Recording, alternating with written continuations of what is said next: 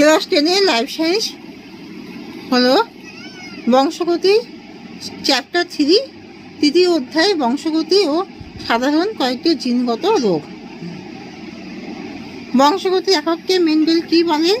বর্তমানে এই একককে কি বলা হয়? মেন্ডেল বংশগতি একককে ফ্যাক্টর বলে। বর্তমানে এই একককে বলা হয় জিন। বিশুদ্ধ বা খাঁটি জীব কাকে বলে? উদাহরণ দাও। কোনো জীব বংশানুক্রমে একরকম বৈশিষ্ট্য বজায় রাখলে তাকে বিশুদ্ধ জীব বলে। সংকর জীব এবং সংকরায়ন কাকে বলে? দুটি বিশুদ্ধ বিপরীতধর্মী বৈশিষ্ট্যযুক্ত জীবের পরনিষেকের ফলে উৎপন্ন জীবটিকে সংকর জীব বলে। রাজকীয় হিমোফিলিয়া কাকে বলে? হিমোফিলিয়া মহারানী ভিক্টোরিয়ার পরিবারে প্রথম দেখা যায়, তাই এই রোগকে রাজকীয় হিমোফিলিয়া বলে। প্রকরণ কাকে বলে? কারণ কি? যৌন জননের সময় জিনের পরিবর্তনে বা পরিবেশের প্রভাবে একই প্রজাতির জীবের মধ্যে যে পার্থক্য দেখা যায় তাকে প্রকরণ বলে। জিনগত পরিবর্তন প্রকরণের কারণ। প্রকৃত প্রচ্ছন্ন বৈশিষ্ট্য কাকে বলে?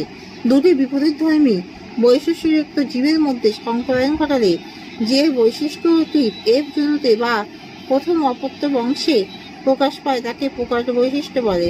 অন্যদিকে যে বৈশিষ্ট্যটি প্রকাশ পায় না বা সুপ্ত অবস্থায় থাকে তাকে প্রচ্ছন্ন বৈশিষ্ট্য বলে। অসম্পূর্ণ প্রকটতা কাকে বলে? উদাহরণ দাও। বিপরীত বৈশিষ্ট্যযুক্ত দুটি জীবের সংকরণে প্রকট জিনটি সম্পূর্ণরূপে প্রকাশ না পাওয়ায় জীবের প্রকট প্রচ্ছন্ন বৈশিষ্ট্যের মধ্যবর্তী একটি বৈশিষ্ট্য প্রকাশ পায়। এই ঘটনাকে অসম্পূর্ণ প্রকটতা বলে।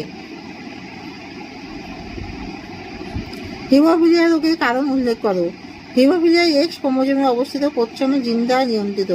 এই রোগে দেহের আঘাতপ্রাপ্ত স্থান থেকে রক্তক্ষরণ হতে থাকে। কারণ হলো হিমোফিলিয়া রক্ততন্ত্রে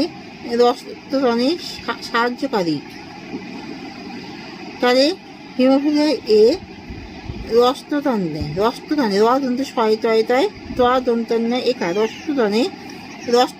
সাহায্যকারী উপাদান, অর্থাৎ অ্যান্টি হিমোফিলিক ফ্যাক্টরের অভাবে হয়। হিমোফিলিয়া বি রক্ততন্ত্রে সাহায্যকারী উপাদান। সুপ্রজনন বিদ্যা কাকে বলে? জীব বিজ্ঞানের যে শাখায় পিতামাতা থেকে অপত্যে বিভিন্ন বৈশিষ্ট্য সঞ্চালনের কৌশল নিয়ে আলোচনা করা হয় তাকে সুপ্রজনন বিদ্যা বলে। মেন্ডেলের এক সংখ্যার জনন পরীক্ষায় ফিনোটাইপ ও জিনোটাইপ অনুপাত কত? ফিনোটাইপ অনুপাত লম্বা বেটের 3:1 আর জিনোটাইপ অনুপাত বিশুদ্ধ লম্বা সংকর লম্বা আর বিশুদ্ধ বেটে 1:2:1। সমসংখ্যা জীব কাকে বলে? অথবা হোমো